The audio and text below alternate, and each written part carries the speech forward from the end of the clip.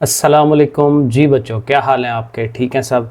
अच्छा जी बच्चों, आज ये नेक्स्ट लेक्चर हमारा सेकंड चैप्टर का हमने स्टार्ट किया हुआ है और प्रोजेक्टाइल मोशन ये काफ़ी ज़्यादा इंपॉर्टेंट है। अब इसमें बेसिकली क्या होता है कि इसमें कोई चीज़ जो है ना वो फ्लाइट करती है, ठीक है, मूव करती है, हवा में चलती है। और नॉर्मली हम ये करते हैं कि इस चीज़ को एक एंगल के साथ जो है वो फेंकते हैं। फॉर एग्ज़ाम्पल जैसे ये लड़ाइयाँ होती हैं तो वहाँ पे ये जो तोप के ज़रिए से या टैंक का गोला जो है वो आगे को मारते हैं, या क्रिकेट बैट से जो है सिक्स लगाना होता है तो उससे जो शॉट लगाते हैं, या हम ज़मीन पे खड़े हुए ही किसी चीज़ को बाल को ऊपर की तरफ फेंकते हैं। अब जब ऊपर की तरफ फेंकते हैं या कोई चीज़ जाती है तो वो एक एंगल पे जाती है। बाज़ का तो हम 90 डिग्री पे फेंकने की कोशिश करते हैं बिल्कुल ऊपर, बाज़ का तो उसको 60 पे फेंकते हैं, 45 पे फेंकते हैं। और आपको याद होगा कि जब हम क्रिकेट खेलते हैं तो क्रिकेट खेलते हुए हम जब शॉट लगाते हैं तो हम बिल्कुल, जब छक्का मारना होता है तो हम ज़मीन के साथ साथ वाली शॉट नहीं मारते या बिल्कुल ही ऊपर की तरफ नहीं मारते, जैसे शाहिद अफरीदी मार देता था, बिल्कुल ऊपर आसमान पे चढ़ा देता था। तो वहाँ पे वो एंगल जो है वो 90 के नज़दीक होता था। लेकिन अगर सिक्स मारना है तो वो तकरीबन 45 के एंगल पे अगर आप मारते हैं तो वो ज़्यादा दूर जाता है, ठीक है। तो वो एक एंगल के ऊपर सारा बेस करता है। तो ये जो मूवमेंट है, ये जो फ्लाइट है चीज़ों की, इसी को हम प्रोजेक्टाइल मोशन कहते हैं और इसी को हमने पढ़ना है, काफ़ी इजी काम है। तो चलें इसको शुरू करते हैं। कहते हैं up till now we have been studying the motion of a particle along a straight line. जाहिर है कि इससे पहले या 9th क्लास में भी हमने जो पढ़ी थी मोशन, वो एक सीधी लाइन में थी, चाहे वो ऊपर से नीचे गिर रही हो या नीचे से ऊपर जा रही हो, तो हम उसको नॉर्मली 90 डिग्री के एंगल के साथ ही पढ़ रहे होते हैं। या ज़मीन के ऊपर, मोस्टली तो हम ज़मीन के ऊपर वाली चीज़ें की जो मूवमेंट है उसी को पढ़ रहे होते हैं, उसी का एक्सेलरेशन ले रहे होते हैं, वेलोसिटी वगैरह चला रहे होते हैं। कहते हैं अभी तक हमने एक स्ट्रेट लाइन में जो मोशन है उसी को हमने पढ़ा, ठीक है। या फिर उसको कहते हैं मोशन इन वन डायमेंशन, एक ही डायमेंशन में motion. Now we consider the motion of a ball. एक बॉल की जो मोशन है, मूवमेंट है, उसको हम पढ़ने लगे हैं। When it is throne horizontally from certain height. अब आप ये अज्यूम करें कि आप एक बिल्डिंग में खड़े हुए हैं और बिल्डिंग के लेट्स सपोज 10वीं मंजिल पे हैं और दरवाजे की खिड़की खोल के बाहर देखते हैं तो आगे से ज़ाहिर है वो नीचे की तरफ आपको नज़र आता है। तो ज़ाहिर है एक हाइट के ऊपर आप खड़े हैं या उसकी छत पे कह लें कि वहाँ पे खड़े हैं। अब वहाँ से आपने बॉल थ्रो करना है। अब जब वहाँ से आप बॉल थ्रो करेंगे तो डेफिनेटली वो क्या होगा कि ऐसे जाता जाता वो फिर नीचे की तरफ चला जाएगा, ज़मीन की तरफ ही जाना है उसने।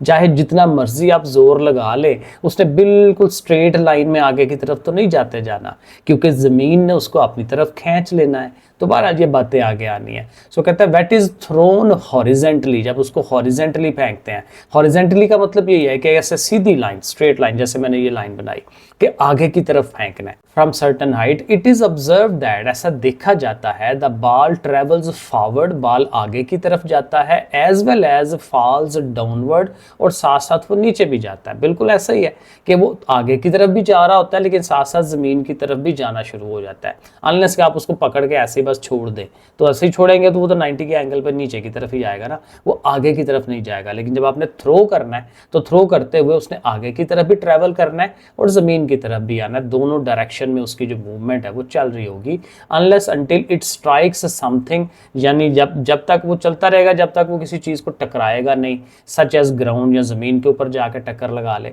तो जब तक वो रुकेगा नहीं, उसने ये दोनों मूवमेंट चलाते जाना है, आगे की तरफ भी नीचे की तरफ भी। Suppose that the ball leaves the hand of the thrower at point a. अब उसको एक्सप्लेन कर रहा है कि ये जो पहली डायग्राम है ना, ये वाली, ये ज़रा ध्यान से देख ले कि जी ए पॉइंट पे थ्रोअर बैठा हुआ है, ठीक है। यहाँ से वो उसके हाथ से जो उसने निकलना है वो ए पॉइंट है, and that its velocity at that instant, और उस वक्त उसकी जो वेलोसिटी थी जब उसको फेंका गया है, इज कंप्लीटली हॉरिजेंटल। वो हॉरिजेंटल है क्योंकि अभी लेट्स सपोज कि ग्रेविटी ने असर करना शुरू नहीं किया, यहीं से उसने फॉरवर्ड आगे की तरफ मूवमेंट उसकी चल रही है। तो स्टार्टिंग पॉइंट है ना, इनिशियल पॉइंट कह लें, 0.0001 सेकेंड कह लें, ठीक है, कि उस टाइम जो उसकी वेलोसिटी है वो कितनी है, vx, स्टार्टिंग वेलोसिटी, जितनी हम उसको जोर दे रहे हैं, वेलोसिटी दे रहे हैं। Let this velocity be vx, उसको vx का नाम दे देते हैं क्योंकि वो वेलोसिटी किधर को है, हॉरिजेंटल। अब देखें ना, आपको याद होगा कि जब हम कंपोनेंट बनाते थे किसी वेक्टर के तो उसका x कंपोनेंट होता है, y कंपोनेंट होता है। तो यहाँ पे सिर्फ हॉरिजेंटल की भी बात हो रही है, वर्टिकल की बात नहीं हुई, तो इसलिए हॉरिजेंटल वेलोसिटी को हम vx, उसके नीचे x लगा देंगे। According to Newton's first law of motion there will be no acceleration in the horizontal direction. अब देखें एक्सेलरेशन कैसे प्रोड्यूस होता है, किसी भी बॉडी में जो एक्सेलरेशन है उसकी डेफिनेशन क्या होती है कि उसके पीछे कोई फोर्स लगती है। क्योंकि एक्सेलरेशन क्या होता है कि पहले लेट्स सपोज आप 50 किलोमीटर पर आवर की स्पीड से आप जा रहे हैं, ठीक है, अब स्पीड कांस्टेंट है लेकिन उसको स्पीड को चेंज करना यही एक्सेलरेशन होता है। तो आप क्या करते हैं, उसमें फोर्स लगाते हैं, तो फोर्स लगने से एक्सेलरेशन आता है। तो फोर्स लगेगी तो वो स्पीड या तेज होगी या उसको कम करते हैं। तो फोर्स जब तक ना लगे एक्सेलरेशन नहीं आएगा। तो वो कहता है ये जो हॉरिजॉन्टल हमारी मूवमेंट है, अब उस पर आगे से फोर्स नहीं लग रही, ठीक है ना। अब लेट्स सपोज आपने यहाँ से स्टार्ट लिया, अब यहाँ से जब आप स्टार्ट लेते हैं और आप यहाँ पे आ जाते हैं इस जगह पे, ठीक है ना, सेकंड पोजीशन पे, अब यहाँ पे कौन सी फोर्स लग रही है, कोई भी नहीं लग रही, क्योंकि जो इनिशियल वेलोसिटी Vx है उसके बाद से उसके ऊपर तो पीछे से कोई फोर्स नहीं लग रही, वो इंजन थोड़ी है वो, ठीक है ना। उसके साथ कोई रॉकेट, वो रॉकेट नहीं है कि जिसके पीछे धुआं में से गैसें निकल रही हो और वो उसको कॉन्स्टेंटली आगे की तरफ ले जाए, ठीक है ना। तो उसके पीछे कोई फोर्स नहीं है, जब फोर्स नहीं है तो उसमें एक्सेलरेशन नहीं आएगा। हॉरिजेंटली, अभी हॉरिजेंटली की बात हो रही है, so there will be no acceleration the horizontal direction unless a horizontal directed force act on it. जाहिर है कि जब तक उस पर कोई फोर्स ना लगे हॉरिजेंटली, जैसे रॉकेट की मैं बात कर रहा हूँ तो रॉकेट टाइप होगा, क्योंकि ये तो बॉल है ना, बॉल फेंक दिया तो अब उस पर फोर्स तो कोई बाद में तो कोई नहीं लग रही ना, पहले ही लगाई है जो हमने लगाई है, ठीक है। तो ये होगा इग्नोरिंग द एयर फ्रिक्शन। जाहिर है हवा की फ्रिक्शन होती है लेकिन बहुत थोड़ी होती है, तो लेट्स सपोज हम उसको थोड़ी देर के लिए इग्नोर कर देते हैं, छोड़ देते हैं। Only force acting on the ball during flight is the force of gravity. अब कह रहे हैं कि जो सिर्फ फोर्स उस पर लग रही है वो ग्रेविटी की फोर्स है, क्योंकि और तो कोई फोर्स नहीं है ना, ठीक है ना, पीछे से कोई प्रोपेलिंग फोर्स उसको लग रही है, ना हवा की रेजिस्टेंस, उसको हमने छोड़ ही दिया। तो ज़मीन की जो ग्रेविटी की रेजिस्टेंस वो है उसको पुल करने की अपनी तरफ, वो जो है वो लग रही है उसके ऊपर। तो ये वो बात कर रहा है कि एक फोर्स वही है। There is no horizontal force acting on it. ज़ाहिर है ये पहले हमने बात कर ली, हॉरिजॉन्टली उस पर फोर्स नहीं लग रही, so it's horizontal velocity will remain unchanged. ये इंपॉर्टेंट बात है कि उसकी जो हॉरिजॉन्टल वेलोसिटी है, उसकी जो क्वांटिटी है वेलोसिटी की, वो चेंज नहीं होनी, वो उतनी की उतनी रहनी है, क्योंकि ना उसको कोई रोक रही है फोर्स, रोकने वाली जो एयर हमने कहा था कि नेग्लिजिबल छोड़ दें, और ना ही उसको कोई तेज करवा रही है। रोकना तेज कराना दोनों नहीं हो रहे, तो जो वेलोसिटी उसकी है हॉरिजॉन्टल वो वही रहनी है। एंड विल बी Vx, जाहिर है वो Vx है तो Vx ही रहेगी until the ball hits the ground. The horizontal motion of the ball is simple. Horizontal कहता है जाहिर है ये तो बड़ी सिंपल है इसकी movement. The ball moves with a constant horizontal velocity component. एक खास कांस्टेंट जो वेलोसिटी है उसी के साथ वो चल रही है, और वो जाहिर है कि वर्टिकल कंपोनेंट है तो x वाला कंपोनेंट हमेशा उसको लेंगे।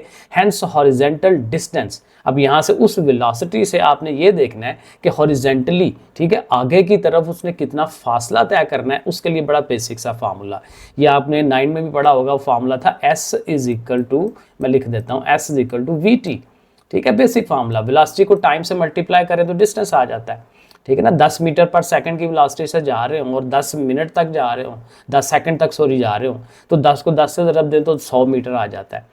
तो सिंपल वेलोसिटी को टाइम को मल्टीप्लाई करें S यानी कि डिस्टेंस आ जाता है। अब यहाँ डिस्टेंस को हमने x से शो कराया, तो x is equal to Vx, velocity का x कंपोनेंट, और ये बीच में मल्टीप्लाई का साइन लगा हुआ है, इनटू t, ठीक है। तो हॉरिजॉन्टल वेलोसिटी का कंपोनेंट टाइम से ज़रूरत दें, आपको डिस्टेंस मिल जाएगा। तो ये एक किस्म का पहला फार्मूला है, क्योंकि इसके डिफरेंट फार्मूले होते हैं जिसकी मदद से मुख्तलिफ चीज़ें हम फाइंड आउट करते हैं। तो ये डायग्राम भी समझ आ गई ना कि ये यहाँ से देखें A पॉइंट पे ये Vx है। अब जाहिर है ग्रेविटी की वजह से उसने नीचे की तरफ जाते जाना है, और जब नीचे जाना है तो नीचे जाने की भी वेलोसिटी बन जाएगी जिसको Vy का नाम दिया हुआ है, और Vx जो है वो तो ऑलवेज आगे की तरफ है ना, तो Vx ने वही रहना है कांस्टेंट, क्योंकि उस पर कोई फोर्स नहीं लग रही, ठीक है। तो यही दो कंपोनेंट उसने जो है ये इस पहली डायग्राम में दिखाए हुए, मैंने कहा ये इधर एक्सप्लेन कर दूं, बेसिक सा काम था। आगे चलें, द वर्टिकल मोशन। अब ये हॉरिजॉन्टल की बात हो गई, ठीक है, क्लियर हो गया कि हॉरिजॉन्टल में चूंकि कोई फोर्स नहीं लग रही, तो जो Vx स्टार्टिंग पे थी एंड तक हिट होने तक उसने वही रहना है, ठीक है। और उसका जो डिस्टेंस कैलकुलेट करने का फार्मूला जो है वो भी हमने बना लिया। अब वर्टिकल की तरफ चलेगा। The vertical motion of the ball is also not complicated, कहता है ये भी कोई इतनी कॉम्प्लिकेटेड नहीं है। It will accelerate downward. अब जरा ग्रेविटी जी बेसिकली क्या है, जी एक्सेलरेशन ही है। नाम क्या पढ़ते हैं हम स्मॉल जी का, एक्सेलरेशन ड्यू टू ग्रेविटी, ठीक है, होता यही है, एक्सेलरेशन ही है, लेकिन चूंकि ग्रेविटी की वजह से होता है हम उसने उसको जी का नाम दे दिया, और नाम भी साथ रख दिया है, acceleration due to gravity. So it will accelerate downward, वो नीचे की तरफ एक्सेलरेट करेगी, ज़ाहिर है कि आहिस्ता आहिस्ता तेज होती जाएगी जो जो टाइम गुजरेगा, under the force of gravity, and hence A is equal to G, acceleration G के बराबर है। This vertical motion is the same as for a freely falling body. ये कहता है ये वही मोशन होगी जो हम ज़ाहिर पहले भी पढ़ते आ रहे हैं, 9-10 में भी पढ़ा था कि एक फ्रीली फॉलिंग बॉडी है, या ऊपर से नीचे की तरफ 90 के एंगल पे फेंक रहे होते थे, या नीचे से ऊपर 90 डिग्री ऊपर फेंकते थे, तो ये वही मोशन होगी, यानी कि वही जो तीनों इक्वेशंस ऑफ मोशन है जो पीछे भी हमने पढ़ी, वही तीनों इसमें भी यूज हो सकती हैं, तो वो हम यूज करेंगे। कहते हैं since initial vertical velocity is zero. अब जाहिर है जब हमने उसको स्टार्टिंग पे फेंका था तो उस टाइम तो आगे की तरफ फेंका ना, तो वर्टिकल वेलोसिटी सारी की सारी वर्टिकल है, इनिशियली वी वाई जो है वो जीरो है, y कंपोनेंट वेलोसिटी का इनिशियली जीरो है, ठीक है। तो ये उसने कहा है कि initially zero, hence vertical distance y is given by. अब देखें डिस्टेंस का फार्मूला, एक तो जाहिर है कि ये हमने ये एक यूज किया ना, क्योंकि इसमें कोई एक्सेलरेशन वगैरह नहीं था, तो s is equal to v t, simple काम, नो एक्सेलरेशन। लेकिन चूंकि इसमें एक्सेलरेशन है तो हम जो एक्सेलरेशन वाले जो दोनों इक्वेशंस हैं, एक तो जाहिर है सेकंड इक्वेशन है s is equal to we i t plus 1/2 g t square, और एक थर्ड भी तो है 2as is equal to we f square minus v i square, तो वो भी लग सकती है, लेकिन यहाँ पे हम ये लगा लेते हैं क्योंकि इसमें इनिशियल वेलोसिटी है, s is equal to we i t. अब चूंकि वी आई इसका जीरो है, ठीक ना, वर्टिकल कंपोनेंट शुरू में नहीं है, वी आई उसका जीरो है, तो ये जो कंपोनेंट है ना ये सारे का सारा उसका जीरो हो जाएगा। जब ये जीरो हो जाएगा तो सिर्फ s किसके बराबर होगा, 1/2 जी टी स्क्वायर, और s को किससे शो करा रहे हैं हम, y से, वर्टिकल कंपोनेंट, ठीक है ना। जब हम आगे की तरफ जो हॉरिजेंटल उसका फासला है उसको हम x कह रहे हैं, तो जो वर्टिकल फासला है जो उसने तय करना है ऊपर से नीचे की तरफ, वो कितना होगा उसको हम y कह देते हैं। तो s की जगह y लगा दें, 1/2 जी टी स्क्वायर, ये पता चल गया, इस तरह से होगा। तो ये समझें कि ये दूसरा फार्मूला आपके पास आ गया कि अगर आपने वर्टिकल डिस्टेंस फाइंड करना है तो फिर ये फार्मूला आपके सामने होना चाहिए। सो कहता है it is not necessary that an object should be thrown with some initial velocity. अब कहता है जाहिर है ये जरूरी थोड़ी होता है कि हमेशा हम इनिशियल वेलोसिटी पहले लगाएंगे तो फिर ही थ्रो करेंगे, ऐसे ही छोड़ सकते हैं, ठीक है, जैसे मैं पहले एग्जांपल दी थी in the horizontal direction. A football kicked off by a player, एक जाहिर है फुटबॉल ज़मीन पर पड़ा हुआ है, हम उसे क्विक लगाते हैं। A ball thrown by a cricketer, एक क्रिकेटर एक बॉल को फेंकता है। And a missile fired from a launching pad, जाहिर है मिसाइल फायर करते हैं, अभी पिछले दिनों हमारी जंग लगी हुई थी इंडिया के साथ, तो एक बड़ी मशहूर वो तस्वीर या वीडियो बनी थी कि देहाती लोग इर्द गिर्द बैठे हुए हैं और वो मिसाइल लॉन्चर उन्होंने फौज ने लगाया हुआ है और वो जो लोग साथ बैठ के देख रहे हैं कि कैसे लॉन्च होता है। तो बहरहाल हमारी कौम इसी तरह से है, तो वो भी ज़ाहिर है मिसाइल ऐसे करके रखे हुए हैं, तो ये एक पर्टिकुलर डायरेक्शन। अब देख रहे हैं ये सारे यूजेस हैं इसके, ये जो हमारा प्रोजेक्टाइल मोशन है इसको पढ़ना कितना ज़रूरी है कि इसमें मिसाइलों को किस एंगल से फायर करते हैं, और इसके यूजेस में ये भी आता है वो गेमिंग, वीडियो गेमिंग जो बनाई जाती है उसमें फ़िज़िक्स के लॉज लगाए जाते हैं बाकायदा कि जी यहाँ से जंप होगा तो कितना जाएगा, वो बाकायदा पूरा जो रियल एनालिसिस होता है उसी की तरह चीज़ लगाई जाती है। तो प्रोजेक्टाइल मोशन वहाँ पे भी होती है, एनिमेटेड मूवीज़ आजकल जो बनती हैं उसके अंदर भी ऐसा ही है। तो ये बहुत ज़्यादा यूजेस ज़ाहिर है इसका होता है प्रोजेक्टाइल मोशन का, तो उसको बात कर रहा है। तो कहता है ये जो सारी मूवमेंट्स हैं all projected at some angle, जो कि किसी एंगल पे फेंकी जा रही हैं, with the horizontal are called projectiles, उनको हम प्रोजेक्टाइल्स का नाम देते हैं। तो अगर खाली प्रोजेक्टाइल बताना क्या है तो आप यहाँ से लेके यहाँ तक ये वर्डिंग उसको दे सकते हैं। और ये प्रोजेक्टाइल मोशन की डेफिनेशन आ गई, ज़ाहिर है इसको भी आप याद कर लें। Projectile motion is 2 dimensional motion, ये 2 डायमेंशनल मोशन है, दो तरफ, ज़ाहिर है 3 डायमेंशनल तो है नहीं है, क्योंकि 3 डायमेंशन में फिर वाई एक्सिस जेड एक्सिस को भी साथ लेते हैं, तो अभी सिर्फ एक्स एक्सिस और वाई एक्सिस की हम बात कर रहे हैं। 3 डायमेंशनल भी आएगी लेकिन ज़ाहिर है वो फिर और कॉम्प्लिकेटेड हो जाती है, तो फिलहाल हम यहाँ पे, क्योंकि देखें ना 2 कंपोनेंट ही तो बना रहे हैं, वी एक्स और वी वाई, या एक्स डिस्टेंस और वाई डिस्टेंस, जी की हम भाई फिलहाल बात नहीं कर रहे, रियलिटी में वैसे ये भी हो सकती है। So projectile motion is 2 dimensional motion under constant acceleration, एक खास एक्सेलरेशन उसको दिया जा रहा होता है ड्यू टू ग्रेविटी, ग्रेविटी ज़ाहिर है उसको ज़्यादा दे रही होती है, क्योंकि ग्रेविटी ही दे तो नीचे की तरफ उसको अपनी तरफ खींचना होता है। तो ये डेफिनेशन आपने याद कर लेनी है। कहते हैं in such cases the motion of a projectile can be studied easily by resolving it into horizontal and vertical component which are independent of each other. जाहिर है कि नॉर्मली हम यही करते हैं कि एक, अब देखें ये मैंने बनाया, ये एक बीच में ये आ रहा है, ओके, ये इधर से देखें, तो नॉर्मल जब हम ज़ाहिर किसी भी वेक्टर को बनाते हैं तो अब वेक्टर यहाँ पे वी आई कर लें, इनिशियल वेलोसिटी, तो वेलोसिटी से वो जो प्रोजेक्टाइल जा रहा है उसकी ये डायरेक्शन है, तो उसके ज़ाहिर है देखें आप कंपोनेंट बनाते हैं एक्स एक्सिस की तरफ, वाई एक्सिस की तरफ, तो कहता है कि इस तरह से आसानी हो जाती है कि जब आप उसको दो कंपोनेंट में कन्वर्ट कर लेते हैं, और ज़ाहिर है कि दोनों एक दूसरे से इंडिपेंडेंट है, एक्स कंपोनेंट कुछ और है, वाई कंपोनेंट कुछ और है, यही वो बात कर रहा है कि इस तरह से उसको किया जा सकता है। Suppose that a projectile is fired in the direction, कहता है प्रोजेक्टाइल को हम एक फायर करते हैं या फेंकते हैं या जैसे भी है, विद एन एंगल थीटा, किसी भी डायरेक्शन की तरफ है, एंगल थीटा होना चाहिए, विद द हॉरिजॉन्टल, जमीन के साथ साथ, बाय वेलोसिटी वी आई, वही इनिशियल वेलोसिटी इसकी वी आई है, as shown in the figure, ये उसने फिगर बनाई हुई है ये वाली, ठीक है ना। तो यहाँ से हम प्रोजेक्टाइल फेंक रहे हैं और ये जो रेड कलर की या पिंक कलर जो भी कह लें इसको, तो ये जो मूवमेंट आ रही है ना ये वाली सारी प्रोजेक्टाइल की मूवमेंट है। और देखें इसकी मैक्सिमम हाइट जो है वो h है, एंगल थीटा के साथ उसको फेंका गया है, इनिशियल वेलोसिटी वी आई है, एक्स एक्सिस है, वाई एक्सिस है, तो इसका बेसिक आइडिया जो है आपको पता होना चाहिए। तो कहते हैं इस तरह से हम बनाएंगे, let components of velocity v i along the horizontal, ज़ाहिर वी आई का वो हिस्सा जो एक्स एक्सिस के अलोंग है, हॉरिजॉन्टल के अलोंग है, एंड वर्टिकल डायरेक्शंस, और वर्टिकल ज़ाहिर है दूसरी तरफ, वो कौन से हैं, v i cos theta, v i sine theta. अगर आप 9-10 का याद करें तो वहाँ पे भी हम ये करते थे, फोर्स का किया हुआ था ना, कि जो हमारी फोर्स एफ एक्स था कंपोनेंट, अगर आपके जहन में आए तो वो क्या होता था, ये मैं ज़रा लिखता हूँ, थोड़ा सा लिख लो क्योंकि ज़रा माउस से लिख रहा होता है मुश्किल हो जाता है। F x is equal to f cos theta हम लिखते थे, ठीक है, बस यार ही लिख लो, ये हो गया, ठीक है, f x is equal to f cos theta, और जब एफ वाई लिखते थे तो एफ साइन थीटा लिखते थे, यानी जो एक्स कंपोनेंट है उसमें कॉस थीटा आता है। अब यहाँ पे वेक्टर कोई भी हो सकता है एफ की जगह, तो हम इनिशियल वेलोसिटी जो वी आई है उसको ले लेते हैं, तो जो वी आई जो एक्स वाला कंपोनेंट है वो किसके बराबर होगा, वी आई कॉस थीटा, और वी आई वाई किसके बराबर होगा, वी आई साइन थीटा। तो ये वो दोनों देखें कंपोनेंट वो कह रहा है कि ये उसका हॉरिजॉन्टल कंपोनेंट है, ये वाला उसका वर्टिकल कंपोनेंट है, ठीक है, इस तरह से याद रखना है। और ये हम बना भी सकते हैं, वो वहाँ पे पूरा डिटेल में बनाया हुआ है। सो वो असल में इसमें वो लगता है pythagoras थ्योरम लगा के और उस तरह से बनाते हैं।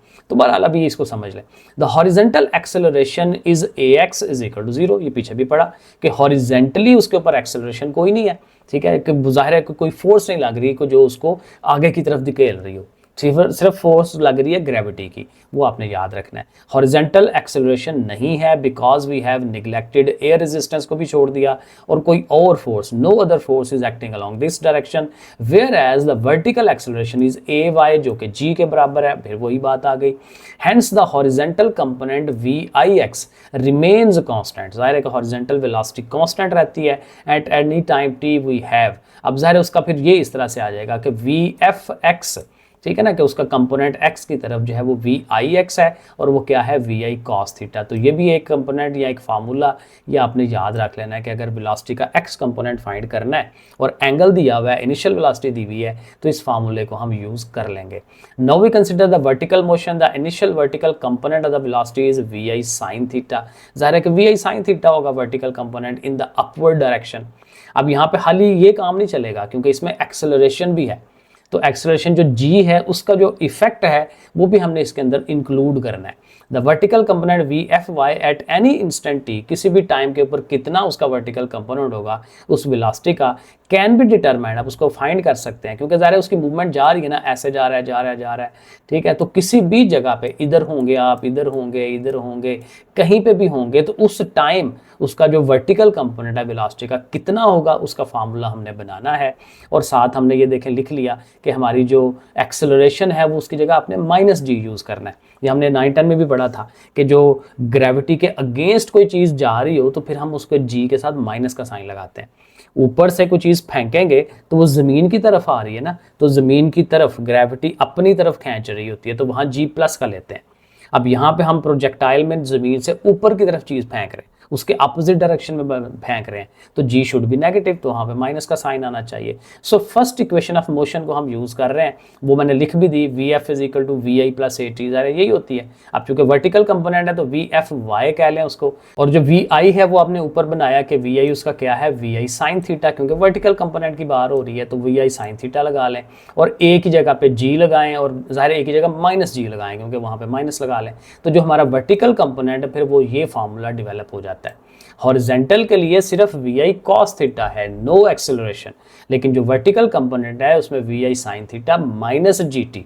माइनस इसलिए कि उसने कम करते जाना है, उसको डिसेलरेट करते जाना है। तो ये दोनों वर्टिकल और हॉरिजॉन्टल कंपोनेंट वेलोसिटी के हम फाइंड कर सकते हैं। अब नई चीज़ कि अगर आपने टोटल वेलोसिटी फाइंड करनी है, अगर आप सवाल के अंदर आपको जो है वर्टिकल कंपोनेंट और हॉरिजॉन्टल कंपोनेंट दोनों दिए हुए हैं और उससे कहता है कि एक्चुअल जो वेलोसिटी थी स्टार्टिंग वाली वो फाइंड करें, तो उसके लिए फिर आप ये वाला फार्मूला यूज कर सकते हैं, v is equal to we F X का स्केयर प्लस वी एफ वाई का स्केयर। ठीक है ना, वही पता है, दोनों कंपोनेंट्स का स्केयर लें प्लस करें स्केयर रूट लें तो वो एक्चुअल जो है वो उसके बराबर आ जाता है। ये सारा 9th क्लास वाला जो है वो आगे रिपीट हो रहा है।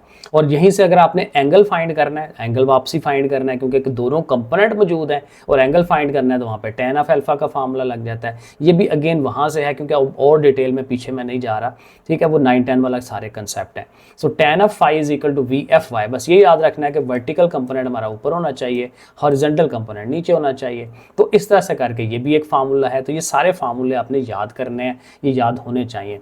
इन projectile motion one may wish to determine the height to which. अब ये भी होता है कि सम टाइम के जी वो जो प्रोजेक्टाइल हम फेंक रहे हैं तो उसकी हाइट कितनी होगी। जैसे यहाँ पे वही बात कि इस डायग्राम में उसने शो कराया हुआ है कि प्रोजेक्टाइल की अपनी हाइट भी हो सकती है ना, वो ऐसे भी तो हो सकता है, इस तरह से करके भी जा सकता होगा, ठीक है, ऐसे भी हो सकता है, इस तरह से भी जाता हो।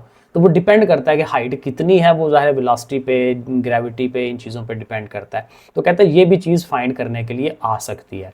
तो उसके लिए फिर आगे हम ये बताएं, अब थोड़ा और उसका एनालिसिस करेंगे कि वो कैसे फाइंड करते हैं।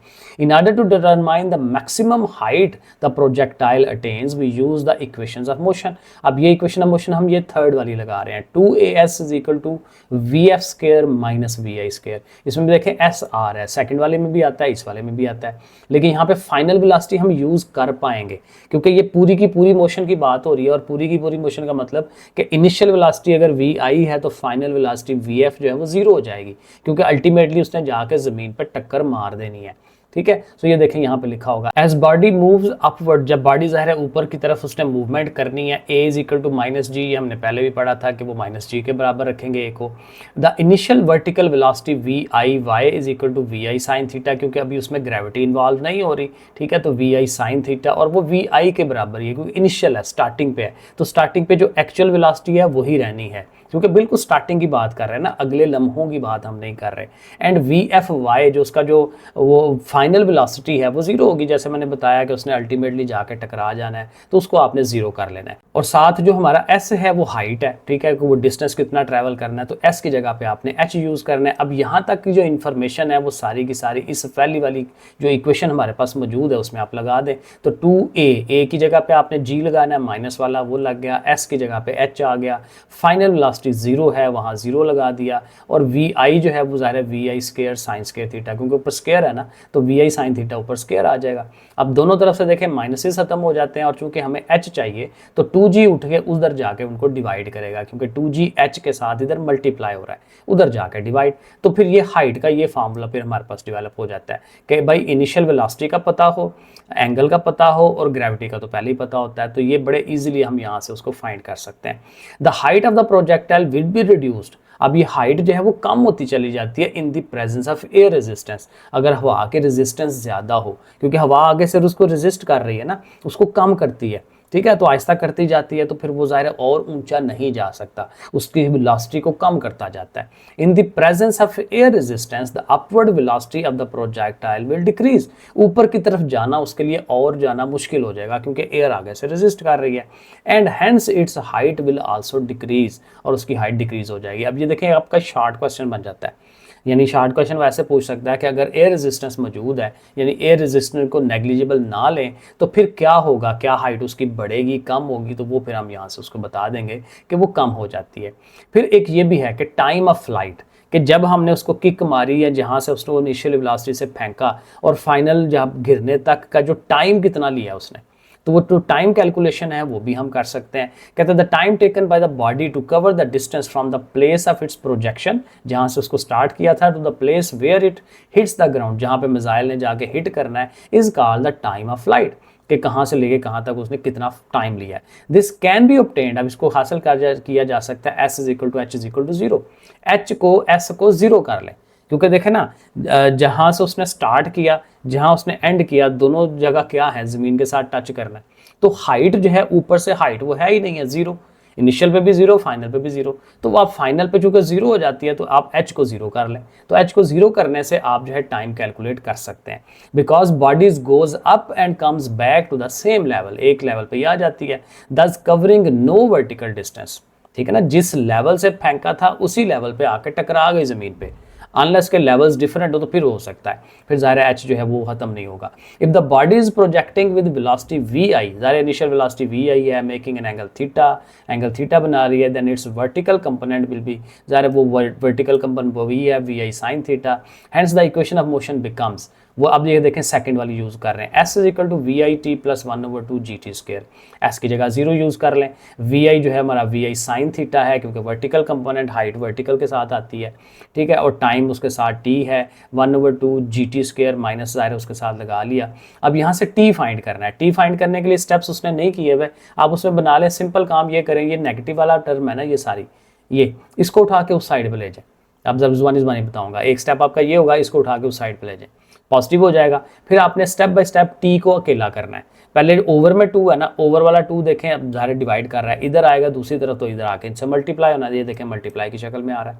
फिर जी को लेके आना है, तो जी मल्टीप्लाई रहा वो डिवाइड में आएगा, जी देखें डिवाइड में आ गया। और देखें इसके ऊपर टी स्क्वायर था, तो उधर जब टी स्क्वायर होगा इधर सिंगल टी होगा, तो एक एक टी कट जाएगा, सिंगल टी रह जाएगा।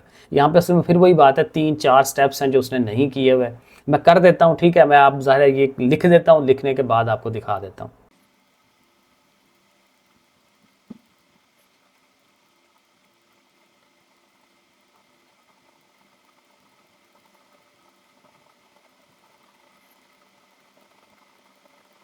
लें जी, ये देखें मैंने लिख दिया, कुछ टाइम लग गया। ठीक है, लेकिन वही बात है कि इसको उठा के दूसरी तरफ लेके जाएंगे, पॉजिटिव हो गया, साथ v i sine theta t इधर आ गया। देखें इधर से टी स्क्वायर है, इधर से टी है, तो एक एक सिंगल टी कट जाएगा, खाली टी रह जाएगा। जी है और 2 जाए डिवाइड में, उधर जाके मल्टीप्लाई, और फिर ज़ाहिर है कि जी को लेके जाएंगे तो जी उसके डिवाइड में आ जाएगा। तो इस तरह से करके ये फार्मूला डेवलप हो जाता है। अच्छा, नेक्स्ट हमारा टॉपिक है रेंज ऑफ द प्रोजेक्टाइल। अब रेंज ये होती है कि वो कितना, कहाँ से लेके कहाँ तक हम पहुँचे हैं, कितना फासला तय कर रहे हैं। इनिशियली कहाँ पे थे, सियालकोट से लाहौर तक जो है वो मिज़ाइल फायर किया है, तो वो रेंज कितनी है उसकी। ठीक है ना, जैसे वो मिज़ाइलों की अक्सर वो बताते हैं कि जी हतफ 1 जो है वो इस रेंज तक जाता है, और हतफ 2 ये है, और अब्दाली और शाहीन मिज़ाइल, ठीक है, वो तो इस तरह से। तो वही बात है, हमारा छक्का जो है वो कितनी दूर तक जाएगा। So maximum distance which a projectile cover in the horizontal direction, ज़ाहिर है रेंज का मतलब यही है कि वो हॉरिजेंटली आगे कितना जाता है, is called the range of the projectile. ठीक है ना, रेंज ऑफ द प्रोजेक्टाइल ये है। To determine the range r of the projectile we multiply the horizontal component of the velocity. अब ज़ाहिर है कि आगे की तरफ जाना है तो इसमें हॉरिजेंटल कंपोनेंट जो है वो इन्वॉल्व होना चाहिए of projection with total time. ज़ाहिर है वही बात जो शुरू में किया था, क्योंकि ज़ाहिर है x is equal to we i t हमने किया था ना उसको, कि वेलोसिटी को टाइम से ज़रब दे दें तो उसका डिस्टेंस आ जाता है s is equal to v t. तो वो हम यूज़ करेंगे, s की जगह पे r लिख दें, क्योंकि रेंज कह रहे हैं तो रेंज फासला ही है बेसिकली। और वी आई है तो वी आई एक्स कंपोनेंट होना चाहिए, क्योंकि x कंपोनेंट नहीं आगे को लेके जाना है, y कंपोनेंट है तो ऊपर को लेके जाना होता है ना। तो v i x into t. अब यहाँ पे ये है कि वी आई एक्स उसकी वैल्यू हम लगाएंगे और टाइम टी की वैल्यू लगाएंगे।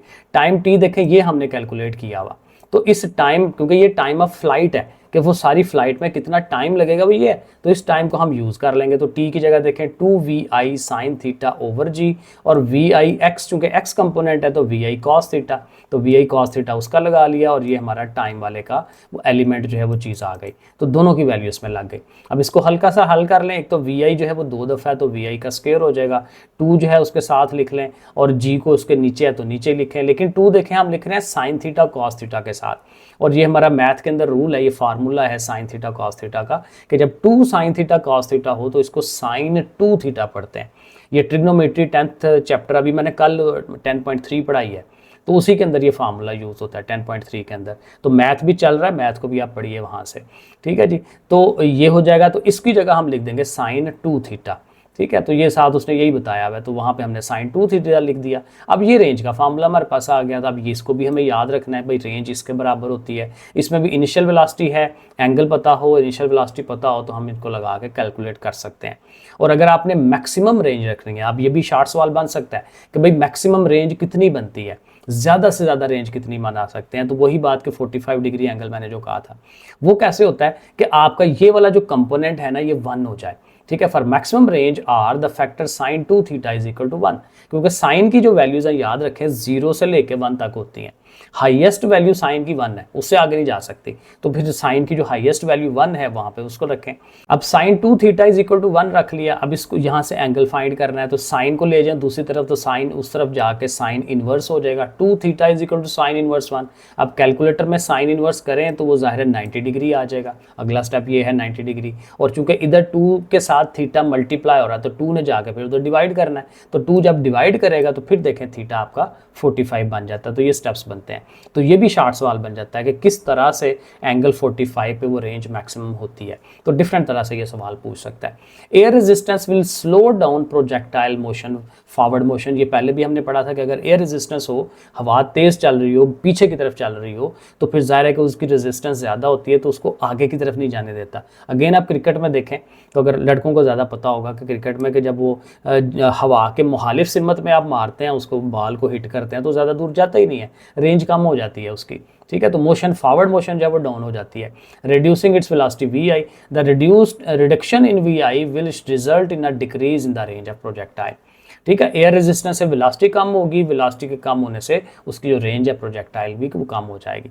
Further more air resistance is not constant. अब ये भी होता है कि एयर रेजिस्टेंस हमेशा एक जैसी नहीं है। आपने मिसाइल यहाँ से बहुत दूर फायर करना है, तो यहाँ पे तेज़ हवा चल रही है तो आगे कम चल रही होगी, तो हवा के कम ज़्यादा होने से, तेज चलने से वो फिर जाहिर है कि एयर रेजिस्टेंस कम ज़्यादा हो सकती है। Is not constant throughout the flight of the object. As the object slows down, जो ही वो स्लो डाउन होगा, the air resistance experience by it also decrease. अब ये भी होता है, एक बॉडी तेज़ जितना जा रही हो उतनी ही, जैसे वो शहाब साकब ऊपर से गिरते हैं, एस्ट्रॉइड गिरते हैं, तो एस्ट्रॉइड की स्पीड बहुत ज़्यादा होती है, शुरू में कम होती है, जो ग्रेविटी उसको तेज़ करती जाती है, तो उनको जो एयर रेजिस्टेंस है ज़्यादा फील होती है, और ज़्यादा फील होने से उनको ऐसा आग लग जाती है, इतनी ज़्यादा स्पीड हो जाती है। तो हवा की रेजिस्टेंस बढ़ती जाती है अगर स्पीड ज़्यादा हो, तो इसके मुकाबले में जो वो स्पीड कम होगी, एयर रेजिस्टेंस भी कम हो जाती है। This meant that the object retard more slowly, यानी रिटार्डेशन ये होता है कि उसकी स्पीड का कम होना, वो और स्लो होती जाएगी, एंड एक्सेलरेट मोर स्लोली, और एक्सेलरेशन भी कम होता जाएगा एज इट फॉल डाउन, जो नीचे की तरफ आती है।